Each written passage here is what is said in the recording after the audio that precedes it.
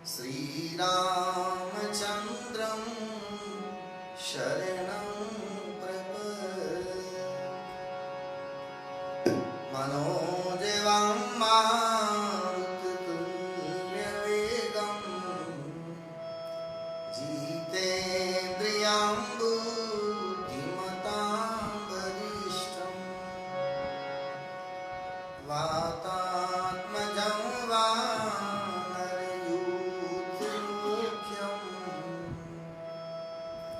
श्रीरामदूतं शरणं प्रपद्ये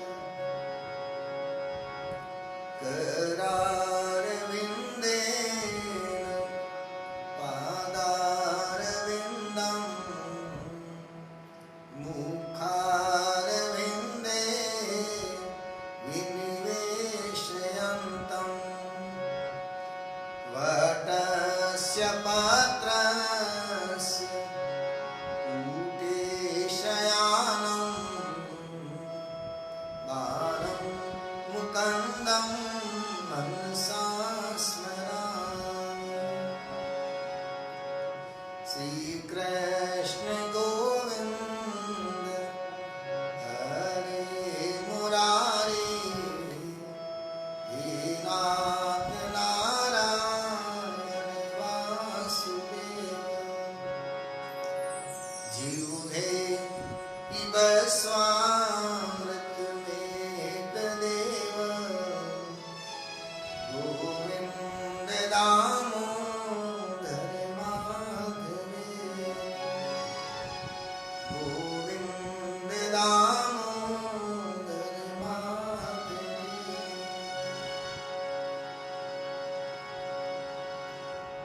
गुरु सच्चिदानंद भगवान की जय, रामचंद्र भगवान की जय, हनुमान जी महाराज की जय, द्वारिकाधीश की जय, सद्गुरु भगवान की जय, सब संतन की जय। नमः पार्वती पतये हर हर महादेव।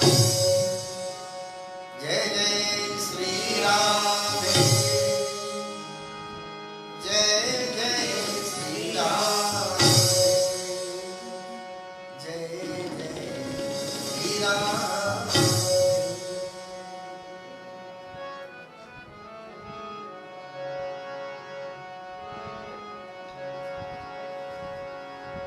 ठाकुर हमरे रमण बिहारी, हम हैं रमण बिहारी,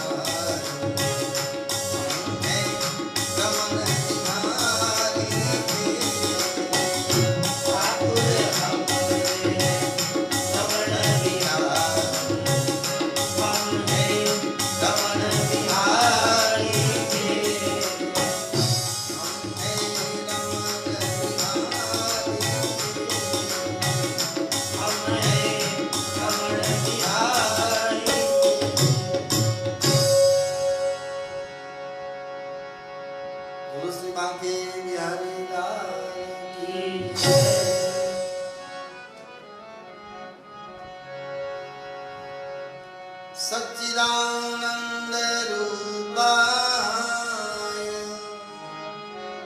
विश्वोत्पत्त्यादि हेतवे तापत्रय विनाशाय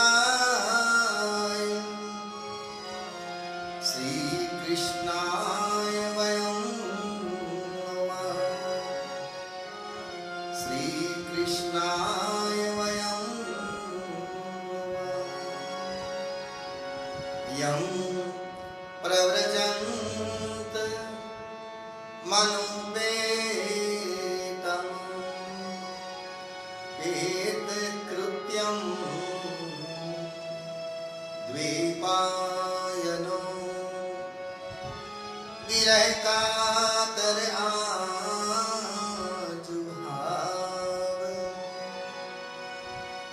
पुत्रेति तन्मयतया तरवो विनेन्दु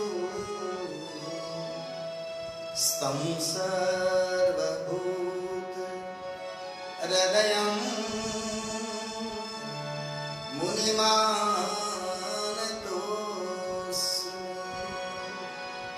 स्तं सर्वभूत हृदयं मुनिमानतोऽस्मि।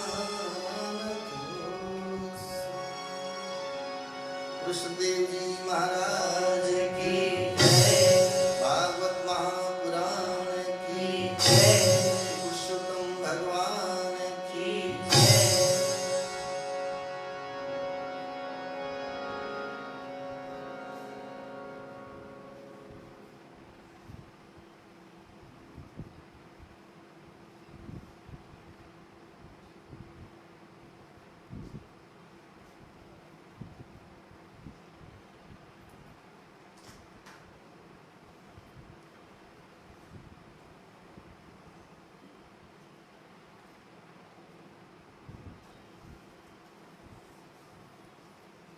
अखिल ब्रह्मांड नायक परात्पर ब्रह्म सर्व जग नियंता आनंद कंदुस प्रभु को नमन। आप सबको व्यासपीठ की ओर से नमन। जय श्री कृष्ण। जय श्री कृष्ण।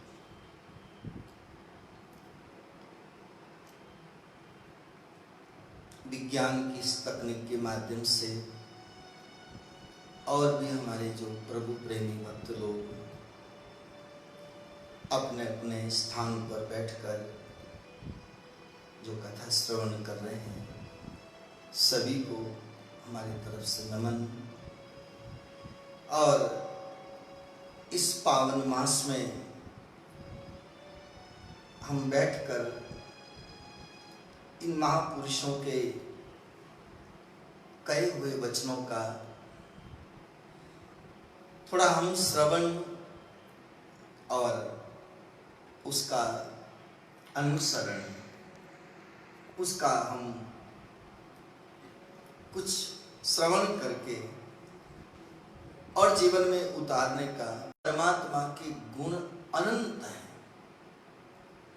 और जितने गुण हैं उतने गुण शास्त्रों में नहीं लिखे गए और जितने लिखे गए उतना कोई पढ़ नहीं सका, सुना नहीं सका, और जितना लोगों ने सुनाया उतना कोई बराबर सुन नहीं पाया। और सबका अपना अपना अनुभव है।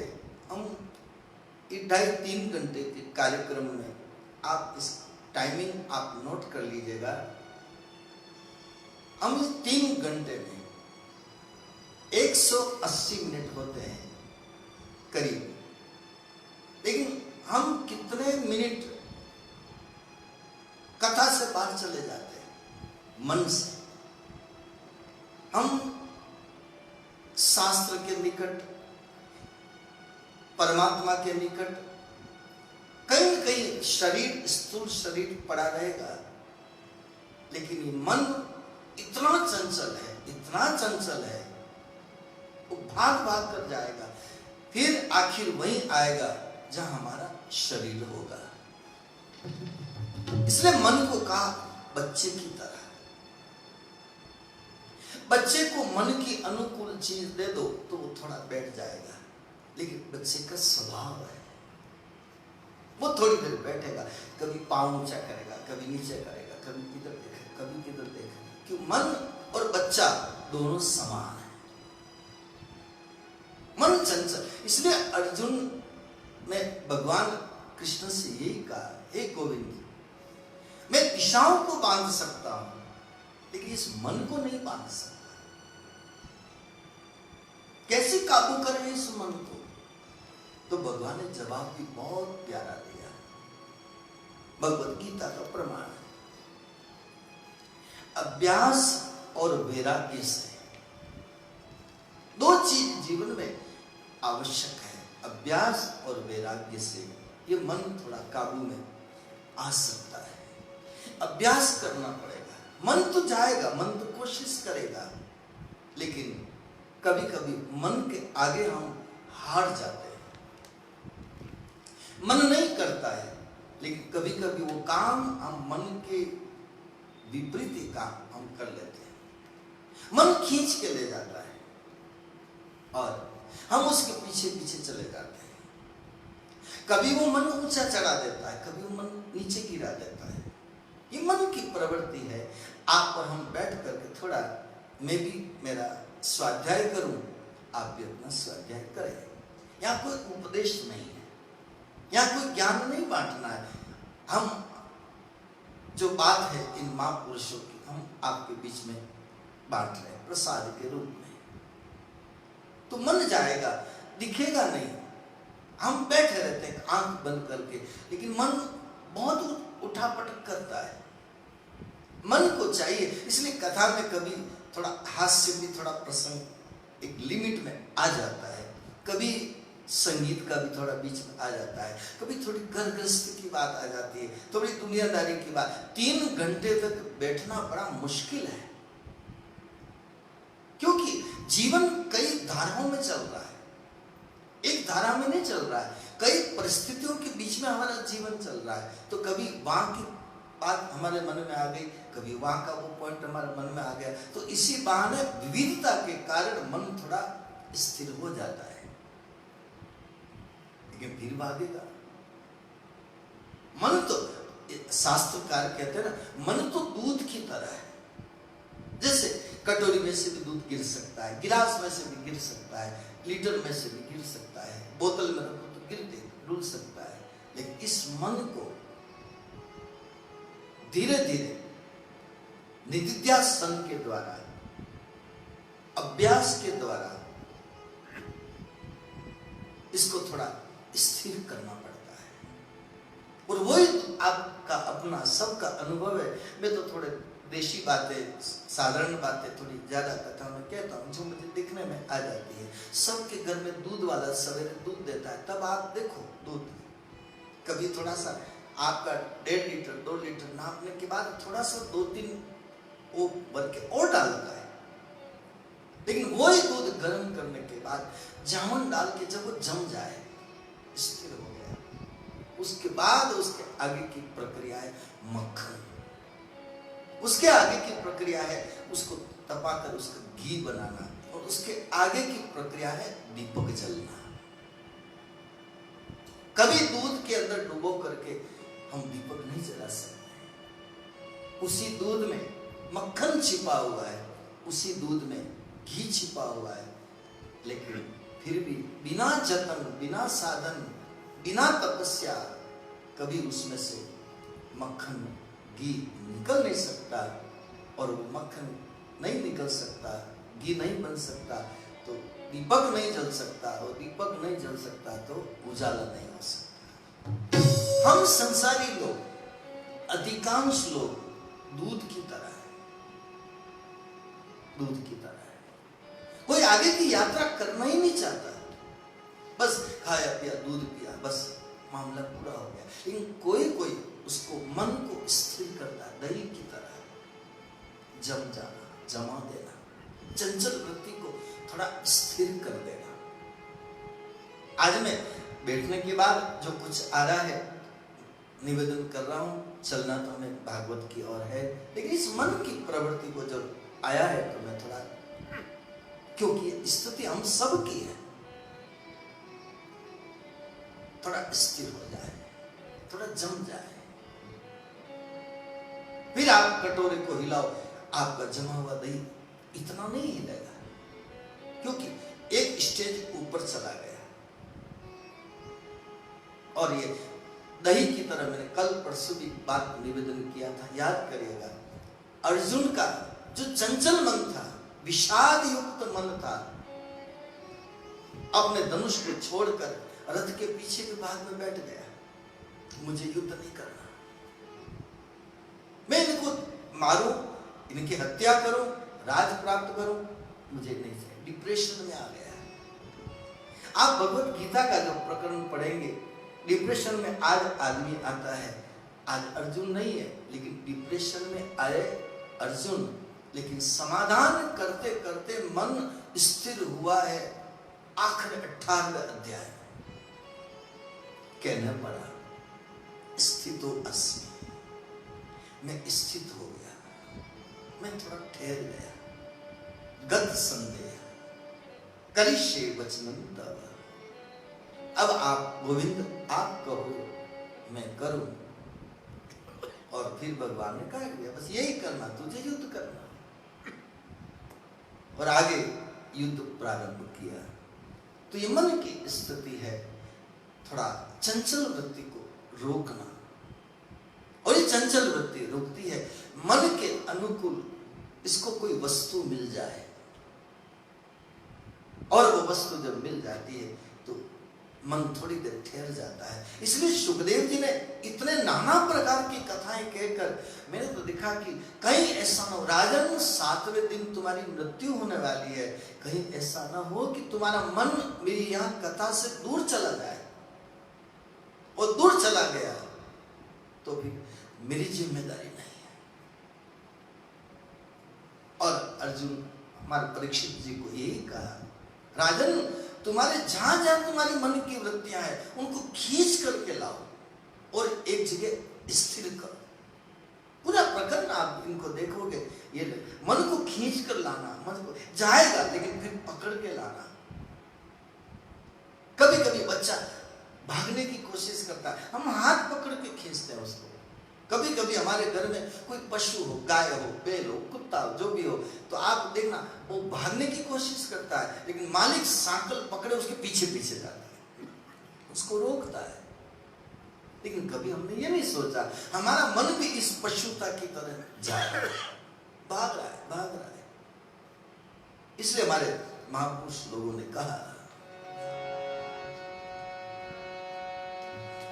नहीं है मन का कोई ठिकाना, नहीं है मन का कोई ठिकाना, घड़ी में कुछ है, घड़ी में कुछ है, घड़ी में कुछ है, अभी क्या सोच रहा है उसके बाद क्या सोचने लग जाएगा, अभी क्या निर्णय कर रहा है बाद में क्या निर्णय करेगा।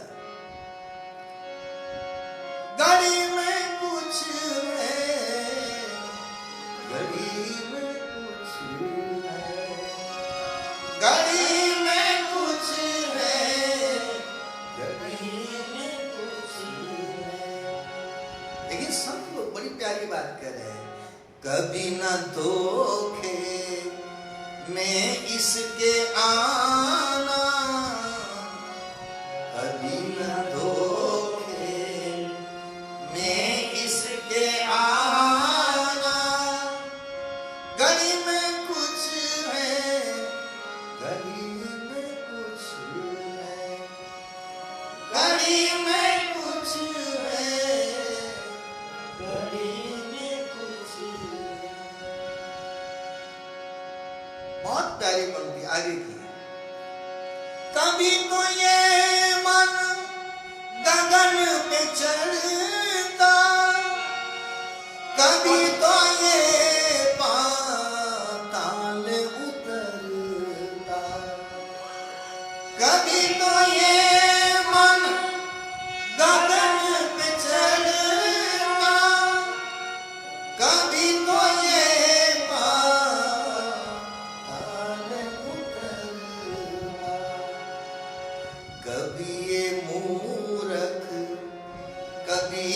सयाना,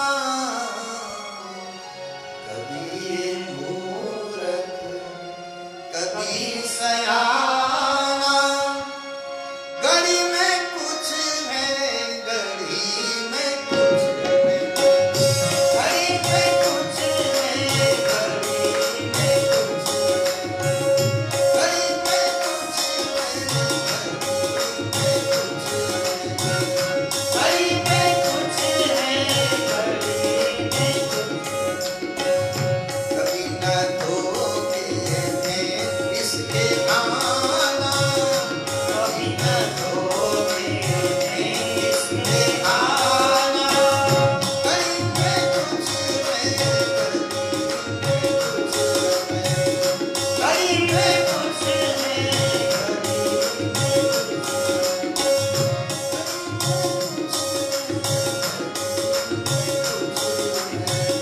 घड़ी में कुछ है।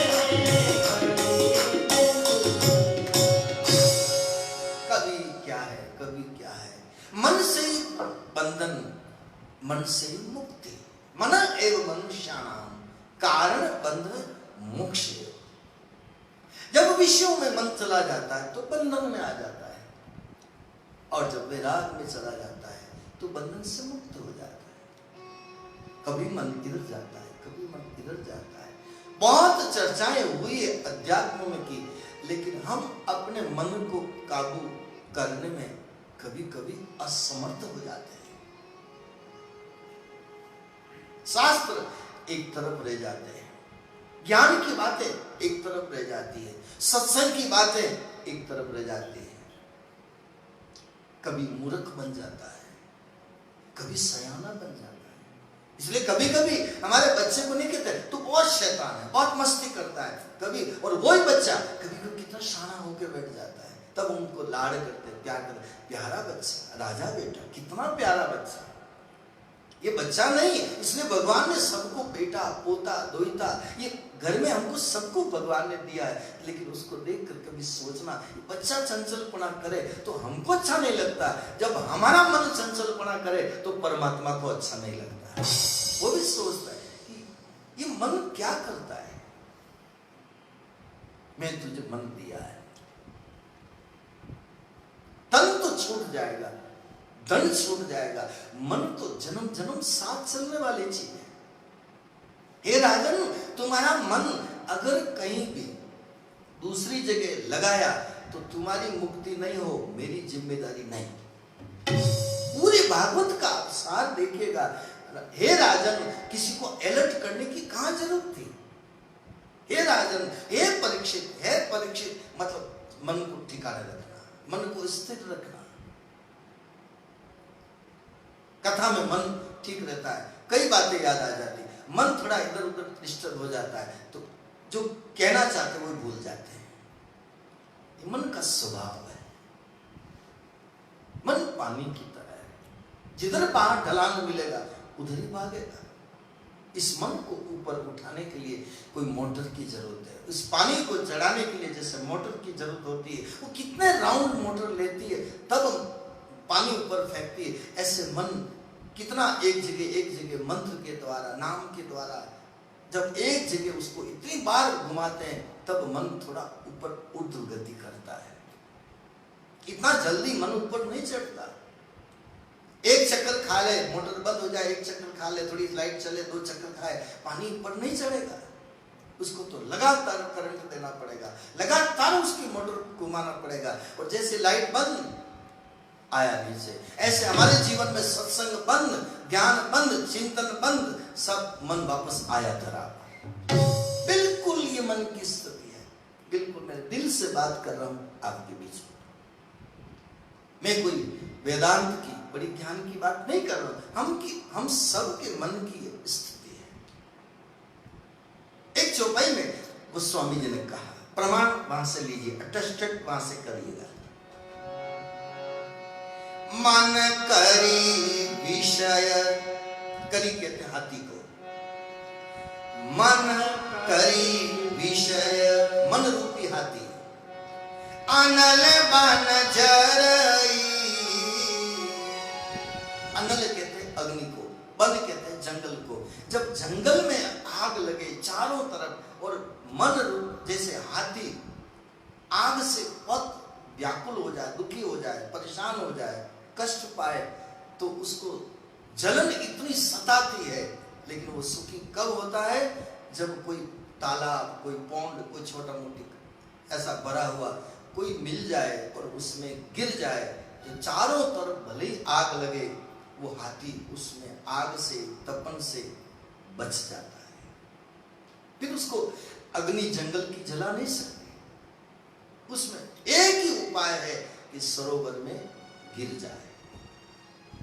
और इसलिए हमारे यहां कभी देखा होगा,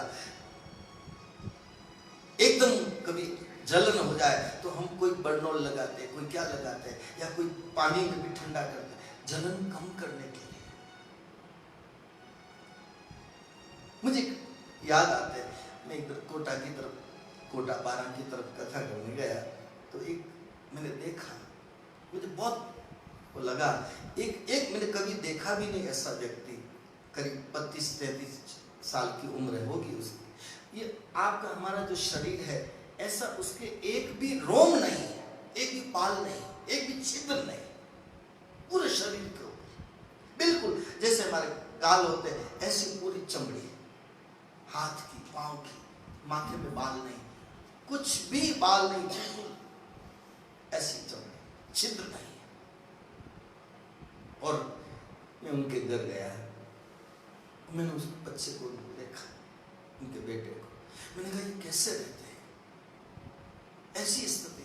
कहा कि अभी तो ठीक है, लेकिन गर्मी में बहुत कष्ट पाता है, क्योंकि गर्मी बहुत लगती है, इसको पानी की टंकी में रखना पड़ता है। मैंने एक ही व्यक्ति देखा है आज मौजूद है, पानी की टंकी में रखना पड़ता है। तो वन में आग लगे और मन रूप वो जो हाथी है आग से बचना चाहे तो सरोवर में कूदे तो शांत हो सकता है, बच सकता है। इसी तरह गोस्वामी जी कह रहे हैं, मन करी विषय, मन रूपी हाथी संसार की 5 विषयों रूपी अग्नि में जब जलता है, विषय अनल बन जले, अनल अग्नि में जलता है, विषयों की अग्नि में शब्द, स्पर्श, रूप, रस और गंध, तब हो ही सुखी, वो सुखी हो सकता है। ईश्वर पर इस मानस रूपी, सत्संग रूपी, ज्ञान रूपी इस सरोवर में अगर वो डुबकी लगा ले, मन रूपी हाथी, तो जंगल का हाथी वो तो उदाहरण, लेकिन ये मन रूपी हाथी, और इसकी चर्चा हमने कल परसों भी करी थी, याद हो तो। मीरा जी ने कहा, यो मन मारो पड़ो रे हरामी, जू मत मातो हाथी, सतगुरु हाथ धरियो सिर ऊपर, सतगुरु हाथ धरियो सिर ऊपर, अंकुश दे समझाती, मारा जन्म मरण रासा, मारा जन्म मरण रासा, थाने नहीं बिसरू दिन राती, थाने नहीं बिसरू दिन रात। परम भागवत वो है, रात और दिन विस्मरण न हो ईश्वर का, स्मृति बनी रहे, याद बनी रहे। तो इस मन को एकाग्र करने के लिए मानो शुभदेव जी नाना प्रकार की कथाओं को बीच में समावेश करते हुए और अवलोकन करते हुए परीक्षित महाराज का, और कह रहे, हे राजन, हे राजन, हे राजन, और हे राजन कहते ही एकदम अलर्ट हो जाते हैं परीक्षित महाराज। सत्संग कथाएं बड़ी सावधानी के साथ कहनी पड़ती है, कही जाती है और सुनी जाती है। मैंने शास्त्रों में पाया है, अगर आपका चंचल मन है तो मंत्र भी आपको कभी फल नहीं देगा। आपका मन सत्संग में है लेकिन उसका फल बराबर इतना नहीं मिल पाएगा। तो भगवान की एक कथा ऐसी है, सबके मन को खींचती है। इसलिए सुखदेव जी ने भगवान की लीलाओं का वर्णन इसीलिए किया कि इसी बहाने हे राजन, अब तुम्हारा मन पात्र बन गया, अधिकारी बन गया। अब मैं तुम्हें कृष्ण चरित्र सुनाता हूं। पहले क्यों नहीं सुनाया? पहले स्कंद में सुना देते, दूसरे में सुना देते, तीसरे में सुना देते, चौथे में सुना देते, पांचवें में सुना देते, लेकिन अजामिल का प्रकरण, गजेंद्र का प्रकरण, जड़ भरत जी का प्रकरण, ये जितने जो कथाएं पीछे आई है, ये सब कथाएं इधर उधर सब जगह उसकी पात्रता का निर्माण किया। मटका बनाता है कुम्हार, आप देखना सब जगह से जहां थोड़ी मिट्टी ऊपर उसको ठोक करके बिल्कुल गोल करता है, एक आकार देता है, एक आकार देता है, और आकार बन गया, मटका बन गया। इसलिए मन को भी एक आकार देना पड़ता है, और तब जाके मटकी कितनी सुंदर लगती है। शीश के ऊपर मटकी, माथे पर, और बाकी चूकी हो तो रखा और थोड़ी टेढ़ी हो तो हम लाना ही पसंद नहीं करते। इसलिए इस सत्संग के द्वारा उसका आकार बनता है, और इसलिए कुम्हार ठोक ठोक के उसको बिल्कुल बराबर सही करता है, फिर पकाता है, फिर बजा करके देखता है। हम कितने समझदार हैं। मैं कई बार कहा, हम 50 रुपए की मटकी कुम्हार के बजाने के बाद भी हम भी बजा के देखते हैं, ये अपना अनुभव है। बजा के देखते हैं, और थोड़ी सही नहीं, मिस्टेक थोड़ी सी है तो मटकी बदल। क्यों? एक छिद्र भी अपन को पसंद नहीं है, एक छेद भी हो हम लेना पसंद नहीं करते। भाई इसमें तो छेद हो रहा है, पानी निकल जाएगा, अब पानी भरो निकल जाए, आप वापस मटकी बदलवाने जाते हैं। तो इसलिए परमात्मा भी कहता, मुझे भी एक भी छिद्र पसंद नहीं, एक भी छिद्र, मैं तो पूरा, जैसे मटके का आकार एक्यूरेट होना चाहिए, उसी तरह मुझे भी तेरा मन बिल्कुल एक्यूरेट चाहिए। मोही कपट छल छिद्र न भावा, ये प्रमाण। एक छिद्र नहीं चाहिए, एक मिस्टेक नहीं चाहिए। और ये कथाओं का यही है, हमारा एक आकार, जहां जहां से करेक्शन करेक्शन करेक्शन होता रहता है। अब हमारी ये गलती, ये गलती, ये गलती। मैं वहां गीता प्रेस गोरखपुर गया देखने के लिए, तो वहां पर मैंने देखा जो जो किताबों की जो लेखनी होती है ना, उसमें फिर उसको करेक्शन करते हैं उसके पहले, तो लाल शाही से देखते ये मिस्टेक, फिर दूसरा आगे जाती है, फिर वो चेक करता है, फिर उसके आगे जाती है, फिर वो चेक करता है, फिर उसके आगे कई लोगों के बीच जाती है, तब जाके बिल्कुल एक शब्द की, एक बिंदी की भी फर्क हमको गीता प्रेस गोरखपुर की किताब में नहीं मिलती।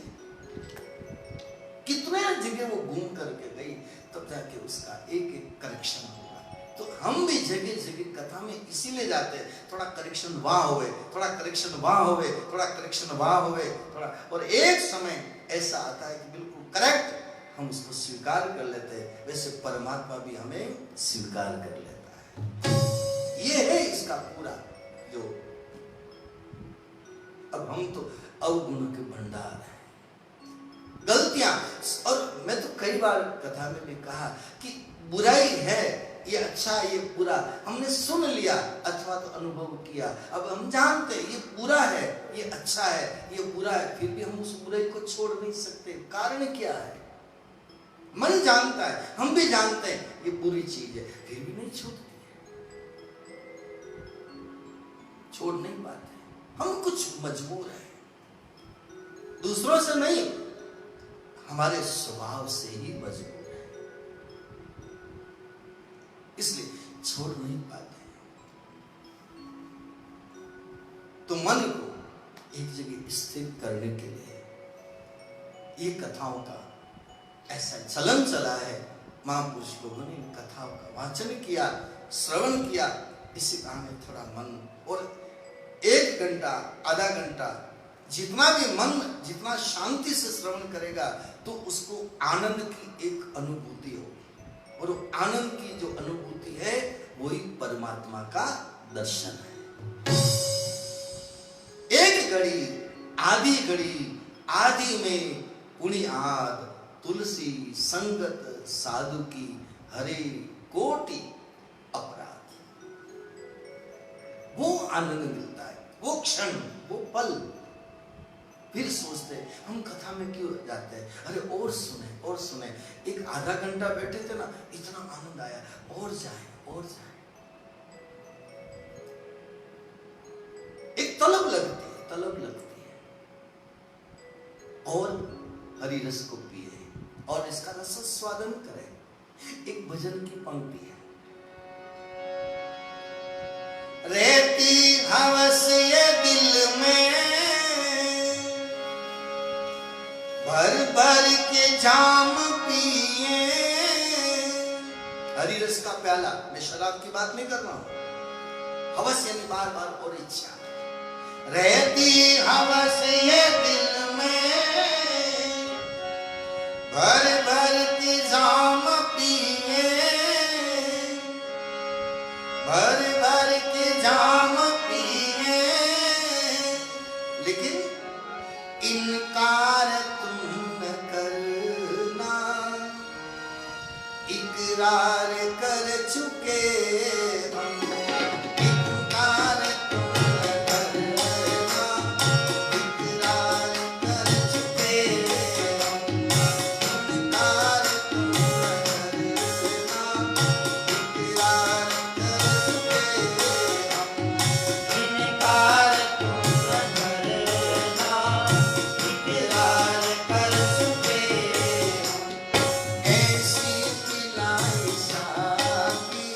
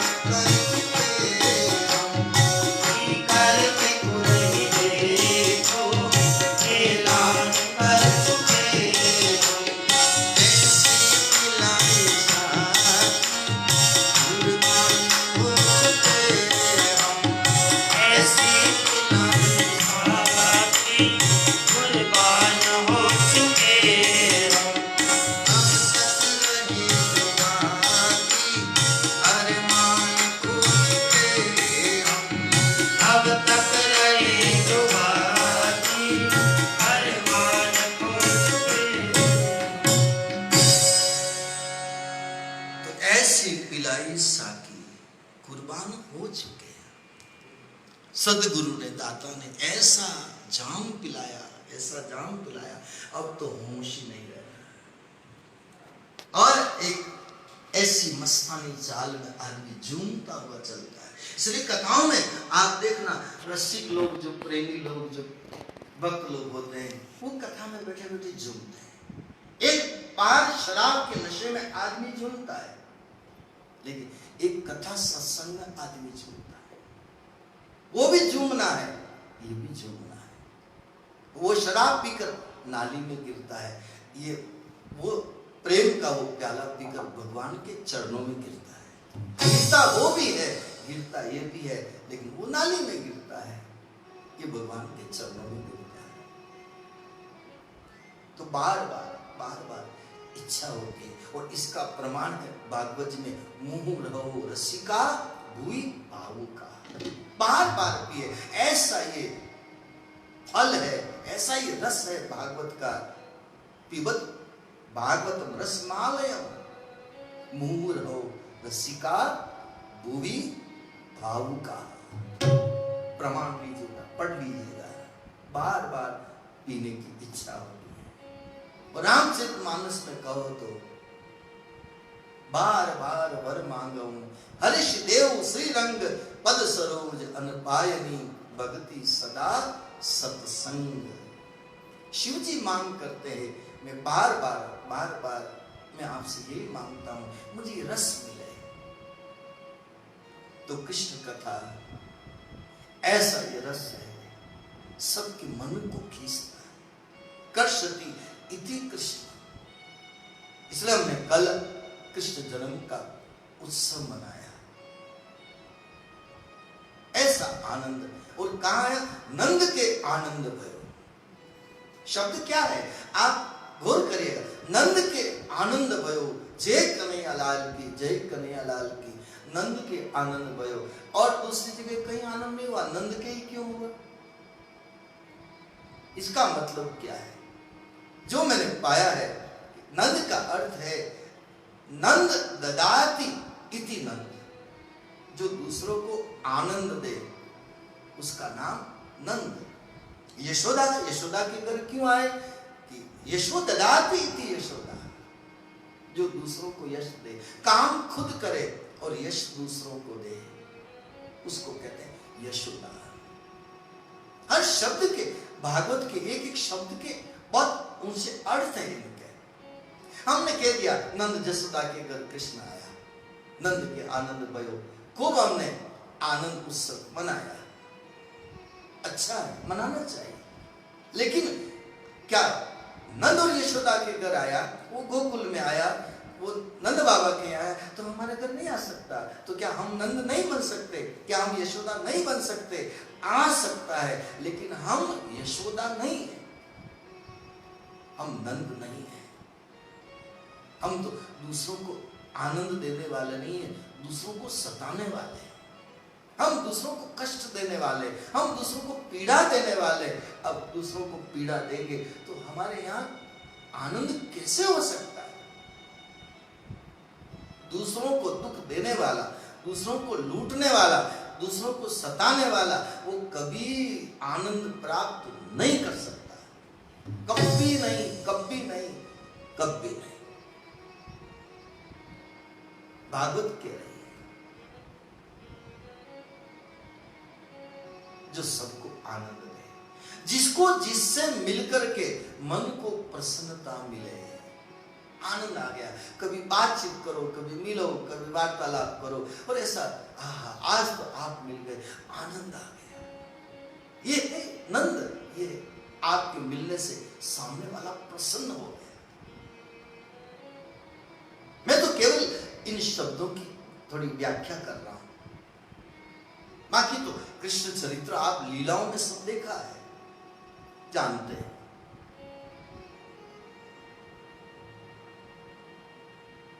और मैं प्रमाण से कहूं, मेरे पास प्रमाण है संतों के। चार मिले 64 खिले।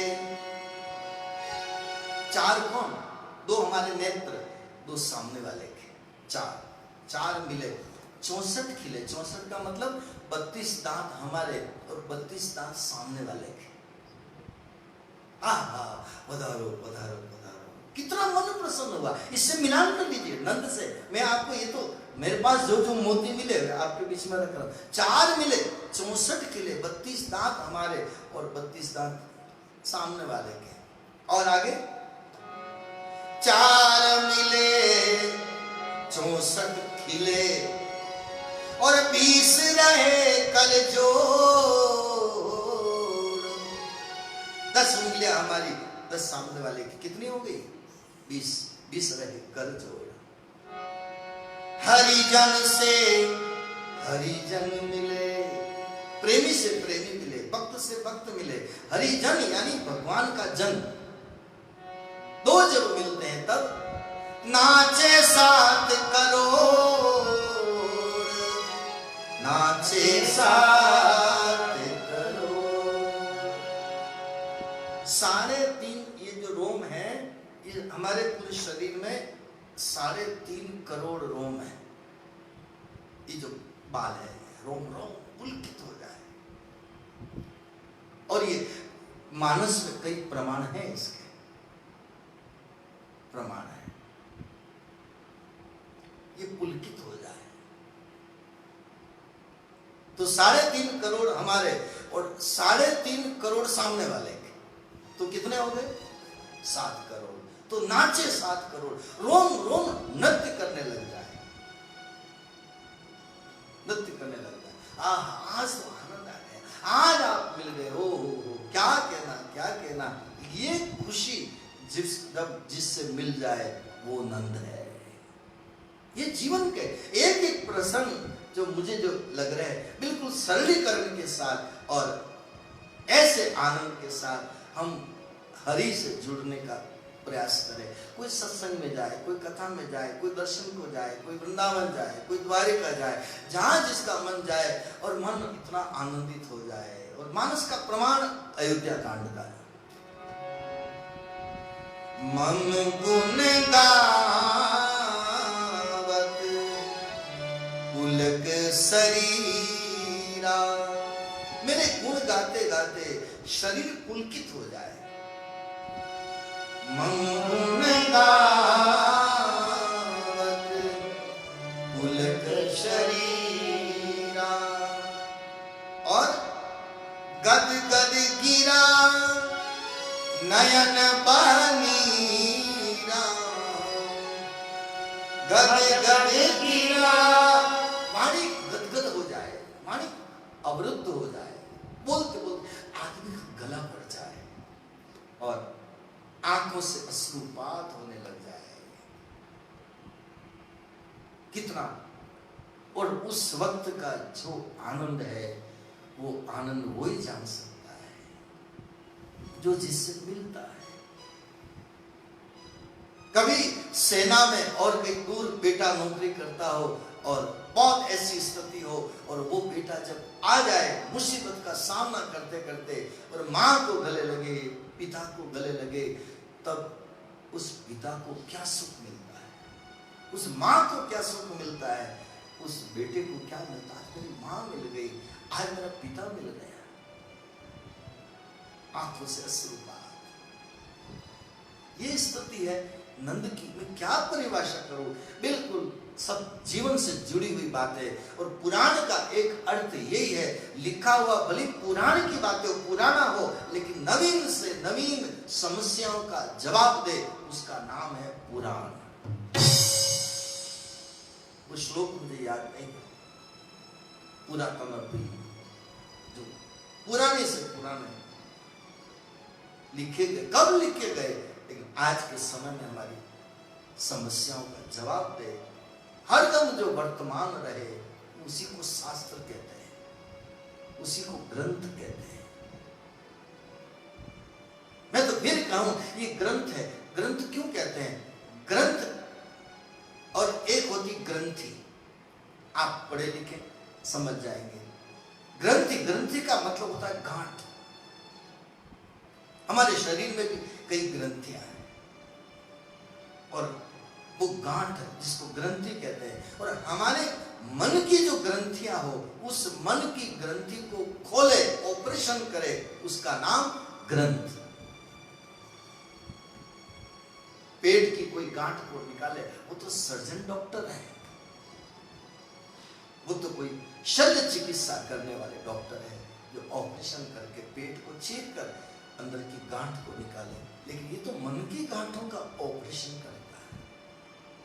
यहां कोई भी ना कोई चाकू है ना कोई है, कुछ नहीं। यहां पर एक एक शब्द से मानो उसका ऑपरेशन हो रहा है, एक एक चीज खोली जा रही है। तो जो ग्रंथियों को खोले, इसलिए उसको कहते हैं ग्रंथ। प्रमाण है, देखिएगा, गावत वेद पुराण अष्टादश पुराणेषु व्यासस्य वचनम द्वय। दो ही वचन है। किसी को पीड़ा न दो, किसी को कष्ट न दो। परोपकाराय पुण्याय, परोपकार करना पुण्य, पापाय परपीड़नम। 18 पुराण का, 4 वेद का, सभी शास्त्रों का ये निचोड़ है, व्यास जी का शब्द। मैं नहीं कह रहा हूं, हमारे शास्त्र कह रहे हैं। और ये तो रामायण जी की आरती में आया है। गावत वेद पुराण अष्टादश, 6 शास्त्र सब ग्रंथन को रस। सभी का रस एक। मुनि जान धन संतन को सर्वस। मुनि जनों का, भक्त जनों का, प्रेमी जनों का सर्वस्व है। सब कुछ बड़ा धन उनका वही है, वही धन है उनका। मुनि जन धन, संतन को सर्वस्व, सब कुछ वही है। व्यास आदि कवि बरज बखान। व्यास आदि कवि बरज बखान। काव्य कुसुंडी गरुड़ के हीर की। आरती श्री रामायण जी। आरती श्री रामायण जी। तो सभी ग्रंथों का रस है। भागवत ऐसा रस है, भागवत पढ़ने के बाद दूसरे कोई ग्रंथ पढ़ो, सुनो मत सुनो, आपकी हर बीमारी का इलाज भागवत में दवा लिखी हुई है। दवा लिखी हुई है। अब डॉक्टर की पर्ची और भागवत दोनों एक जैसे। डॉक्टर पर्ची दे देवे कि ये दवा ले आना, और पर्ची को जेब में लेके घूमो तो न तो आपका बुखार उतरेगा ना आपका कोई इलाज।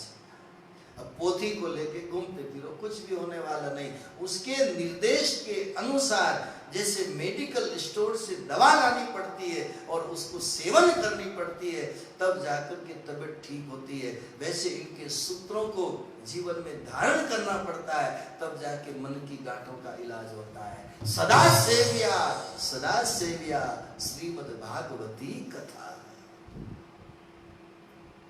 सदा सेव्या, रोज सेवन करना, तब जाके मन की गांठों का इलाज होता है। और आज कई जगह आप इंसान कितने मिल रहे हैं दूसरे से, लेकिन हम देख सकते हैं कि आनंद नहीं है, मिलने का आनंद नहीं है। आज रिश्तेदार भी हैं हमारे, कुटुंब परिवार भी हैं हमारे, लेकिन मिलने का आनंद नहीं है। एक औपचारिकता है, अरे भाई जाना पड़ता है, अरे बुलाना पड़ता है, अरे आएंगे तो ये मनवार करनी पड़ेगी, ये करना पड़ेगा, ये सब पड़ेगा मैं आ गया, ये करना पड़ेगा, ये करना पड़ेगा। तो नहीं करेंगे तो सबसे बड़ा रोग क्या कहेंगे लोग, सबसे बड़ा रोग। आपके पास में पहले मजबूर साहब रहते थे, मजबूर साहब कवि थे, शायर थे, तो मैं भी उनके पास, दोनों वृद्ध थे, उनके पुत्र तो अभी हैं रेंजर या शायद अब प्रमोशन हो गया होगा, तो उनके आते थे, मैं आता था, बैठते थे, काम से कम सुनते थे, तो मैंने उनसे भी सुना सबसे बड़ा रोग क्या कहेंगे लोग। बहुत अच्छे अच्छे शब्द थे उनके पास, शायरी के, जीवन के अनुभव के, तो बड़ा उनका स्नेह था। तो सबसे बड़ा रोग क्या कहेंगे लोग। सब जो दुखी हो रहे हैं, दुखी कर रहे हैं, जो भी परेशानियों में उलझ रहे हैं, बस लोग क्या कहेंगे, लोग क्या कहेंगे, लोग क्या कहेंगे, बस केवल केवल इसी को दिखावे में। इसलिए ये केवल केवल दिखावे में जीवन को समाप्त करना, ये भी एक बहुत बड़ी बीमारी है, बीमारी।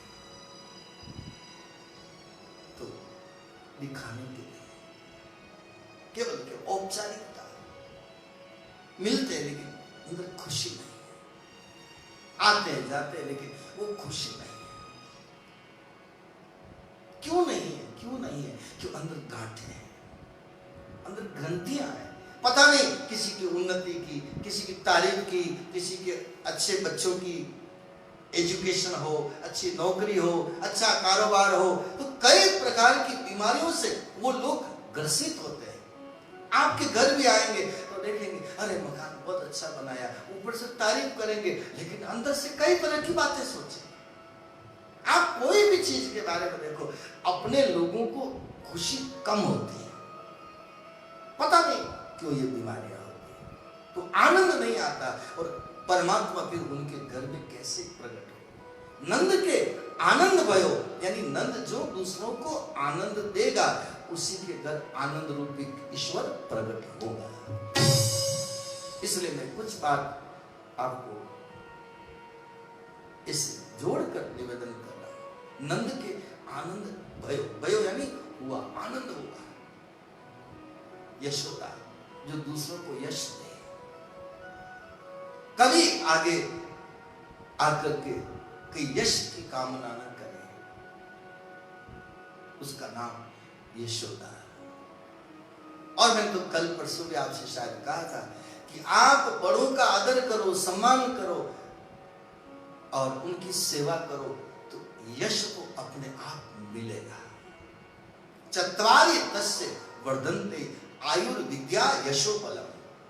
यश भी मिलता है, आयु भी बढ़ती है, आत्मबल भी बढ़ता है। अभिवादन शीलस्य, जो शीलवान हो, बड़ों का अभिवादन करे। नित्यम वृद्धोपसेविना, नित्य वृद्ध लोगों की, बड़े लोगों की सेवा करे। यश अपने आप मिलता है। कोई चित्रकार चित्र बनाता है, कहेगा वाह भाई क्या अच्छा चित्र बनाया, लेकिन चित्र किसने बनाया? उस कलम ने, उस ब्रश ने, उस कलर ने। लेकिन तारीफ क्या होती है?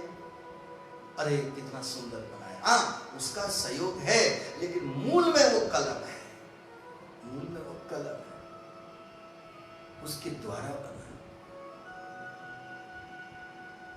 मूल चीज खत्म हो जाती है, फिर वो यशोदा नहीं रहती। और आप प्रमाण यही है, सबके घर बधाई देने के लिए सब आए, अरे यशोदा जी बधाई हो, बधाई हो, आपके घर लाला हुआ, आपके घर लाला हुआ। यशोदा जी कहती है ये सब आप लोगों के आशीर्वाद से हुआ। देखो भागवत में क्या लिखा है। ये फिर एक सखी कहती है, अरे यशोदा तुम सही कह रही हो, मैंने तुम्हारे घर लाला होने के लिए एकादशी का व्रत किया है, मैंने तुम्हारे लिए भगवान से प्रार्थना करी है। यशोदा जी सबको मान देती है, सब बिल्कुल सही, तुमने प्रार्थना की ना, इसलिए मेरे घर बेटा हुआ, तुमने एकादशी का व्रत किया ना, इसलिए मेरे घर बेटा हुआ। सबको मान दे रही है, सबको मान दे रही है, और सबको मान देना। भगवान ने हमको बहुत इतना मान दिया है, तो हम क्यों मान नहीं दें? लेकिन कभी कभी दुनिया में नियम है, ज्यादा मान किसी को दो तो ज्यादा मान पचता भी नहीं, हजम भी नहीं होता है। भले आपको कोई मान दे या ना दे, आप हम उनको मान दे। ये चैतन्य महाप्रभु ने कहा, और प्रमाण लीजिएगा। त्रणादपि सुनीचेन तरोरपि सहिष्णुना अमानी अमान देय कीर्तनियो सदा हरि। अमानी अमान देय कीर्तनियो सदा हरि। तृणादपि सुनिचेन, यानी तिनके से भी छोटा बन जाना, और तरोरपि सहिष्णुना, पेड़ की तरह सहनशील बन जाना।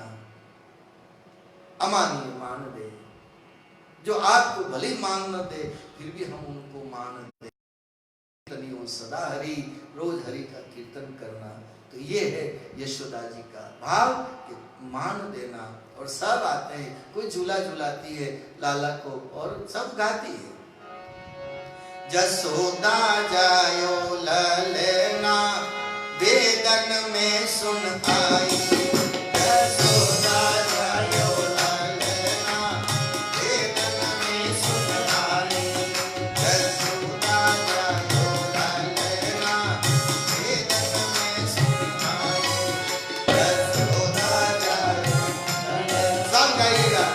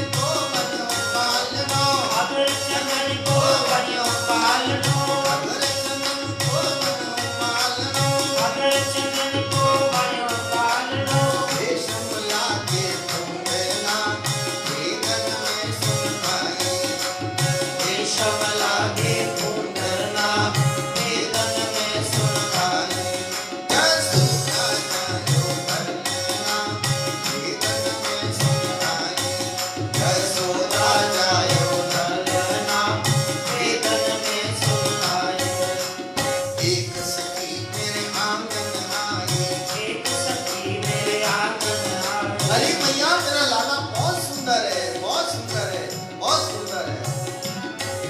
और यशोदा जी ने मन में सोचा कि आज मेरे बेटे की इतनी तारीफ करी ना, आज नजर जरूर लगाई। एक सखी मेरे आंगन आई, एक सखी मेरे आंगन आई, एक सखी मेरे आंगन आई, एक सखी मेरे आंगन आई, एक सखी मेरे आंगन आई, एक सखी मेरे आंगन आई। नजर उतारी ललना, वेदन में सुनाई। ओ नजर लगा गई ललना, वेदन में सुनाई। यशोदा जायो ललना, वेदन में सुनाई। यशोदा जायो ललना, वेदन में सुनाई। यशोदा जायो ललना, वेदन में सुनाई। यशोदा जायो ललना, वेदन में सुनाई।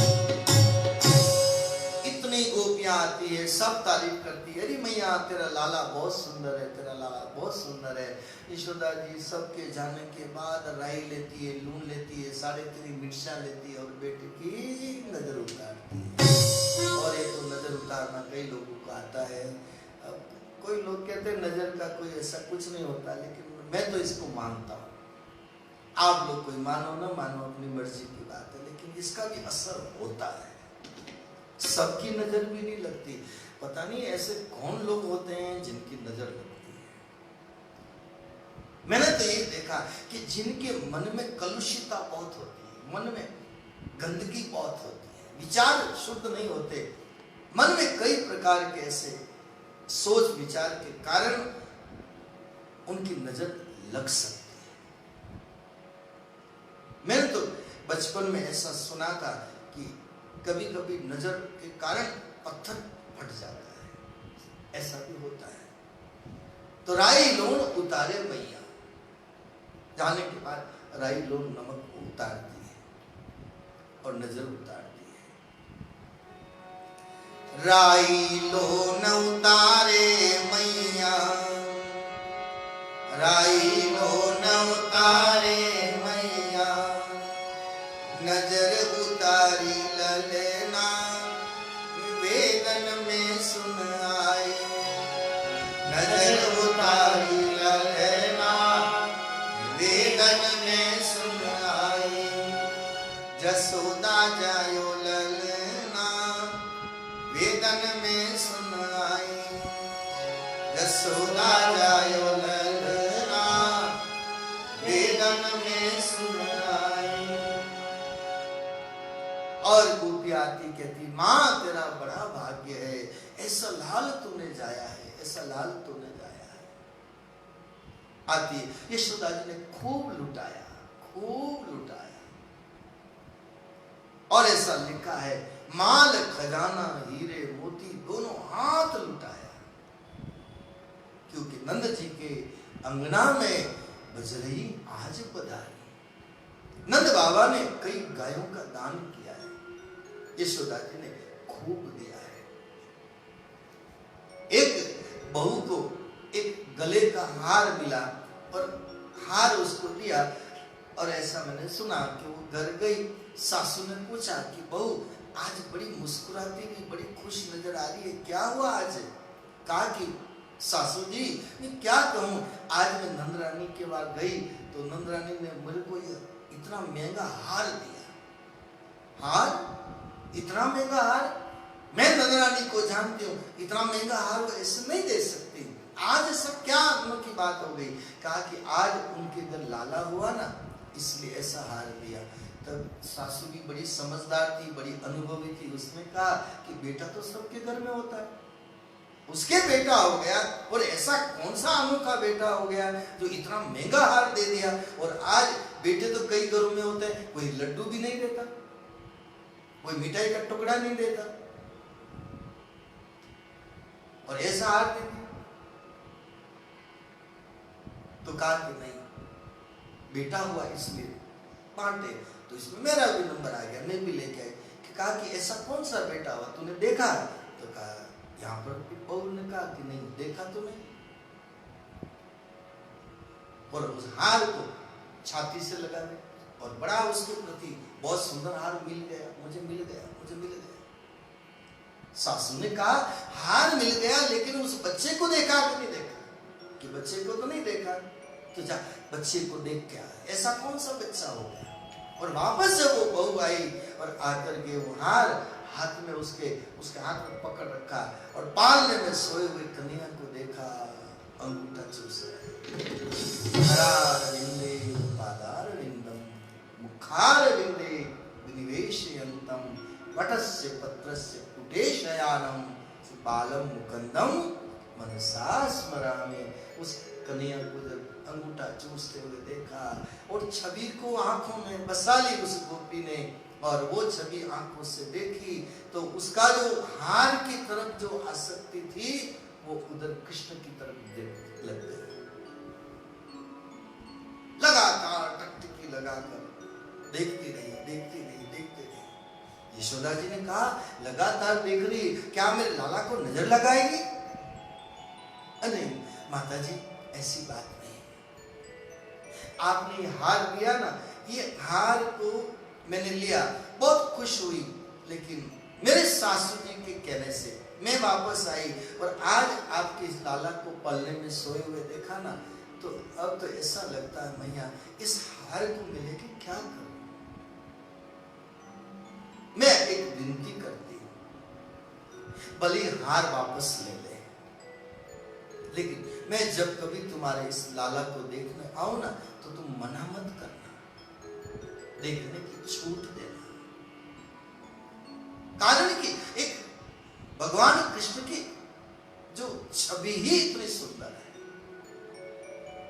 और कभी कभी ये तो आज एक गोपी देख करके पागली हुई है, पागल हुई है, लेकिन माँ यशोदा जी भी कभी कभी पालना झुलाती है, झुलाती झुलाती यशोदा जी के मुंह से निकलता है, क्या कहती है?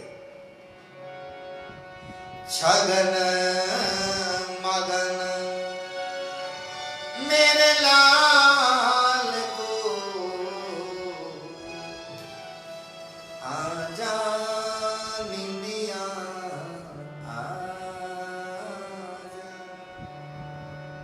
आजा निंदिया। ये लोरी है बच्चे को सुलाने के लिए, और ये लोरी सब गा सकते हैं। अपने बच्चे को सुलाना हो, बेटी को सुलाना हो, पोते को सुलाना हो, दोहिते को सुलाना हो, जिसको भी सुना, और पति को सुलाना हो तो भी अच्छी, उनको भी सुला सकते। छगन मगन मेरे लाल को आजा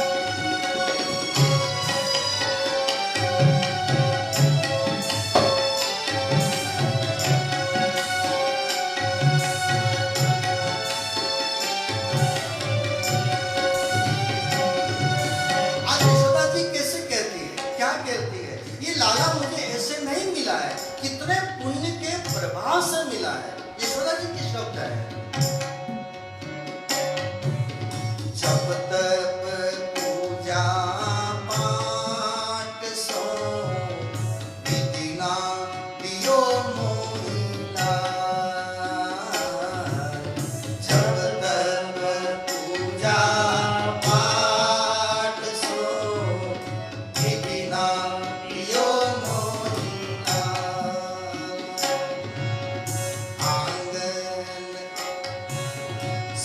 जा कन्हैया लाल ले, मैया बजावे तार।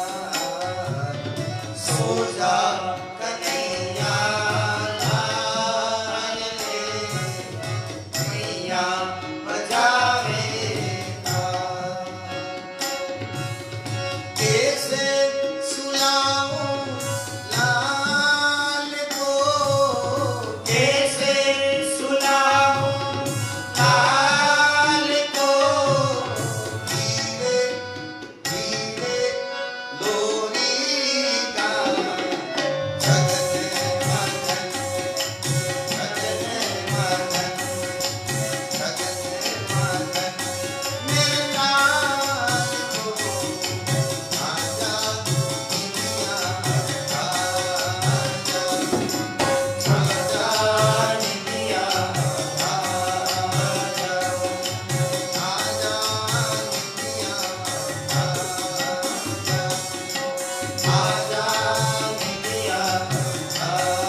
निया कैसे सुनाऊं लाल को, कैसे सुलाऊं लाल को, धीरे धीरे लोरी का जगन मगन, जगन मगन।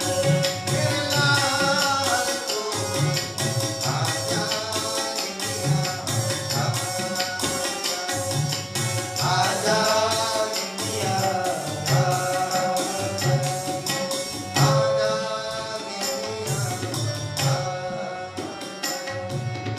आजा निया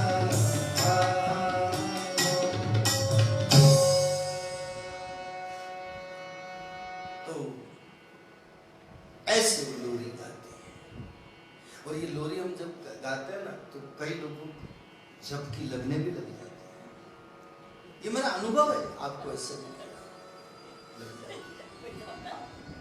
आपका नहीं, ये हम एक बार जोधपुर में कथा कर रहे थे, चातुर्मास था हमारा जोधपुर में। तो सवेरे 8 बजे कथा होती थी, 8 से 10:30 बजे सवेरे।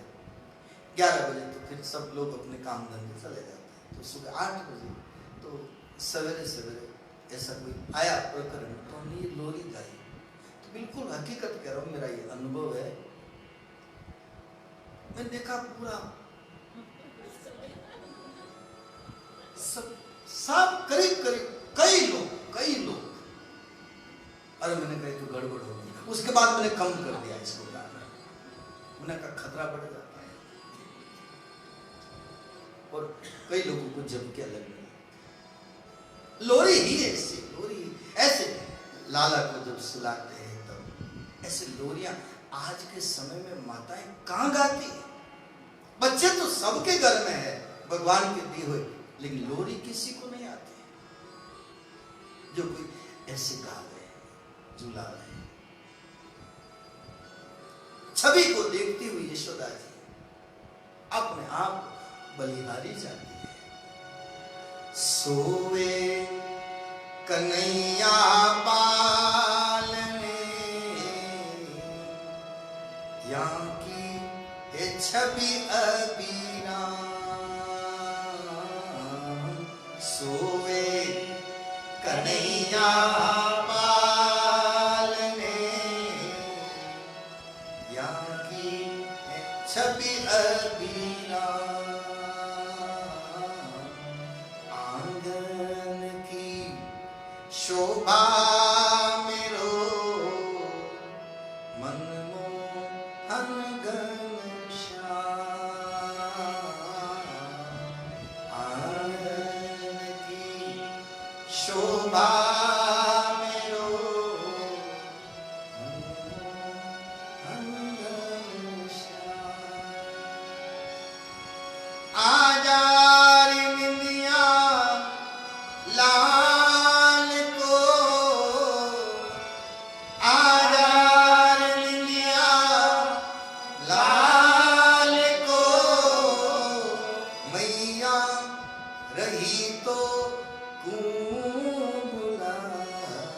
छगने मगन, छगने मगन,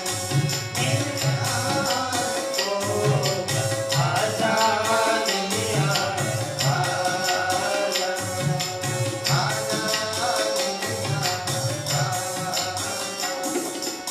आजाद दिया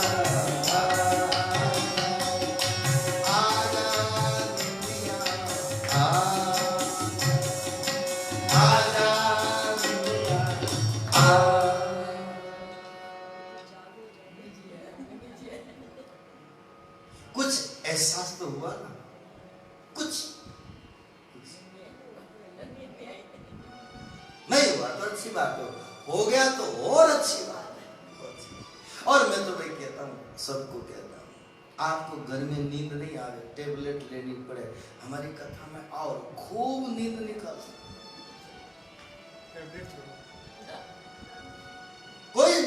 कोई सोता है तो मैं नहीं कहता तुम क्यों सो रहे हो, अरे आपको इतना आराम, इतना आनंद मिल रहा है तभी तो सो रहे हो। और आदमी निश्चिंत होता है, सब तरह से आराम होता है तभी तो नींद निकालता है। नींद ऐसे थोड़ी आती है, टेंशन में ऐसा हो तो आदमी रात भर करवटें बदलता है। और कथा में नींद आवे, हम तो यही समझते हैं कि भगवान की कथा सफल है। आओ और खूब सो जाओ, खूब सो जाओ, कोई मना नहीं, कोई रोक टोक नहीं। लेकिन मैंने सुना है कथा में बैठकर जो नींद निकाले, अगला जन्म उसका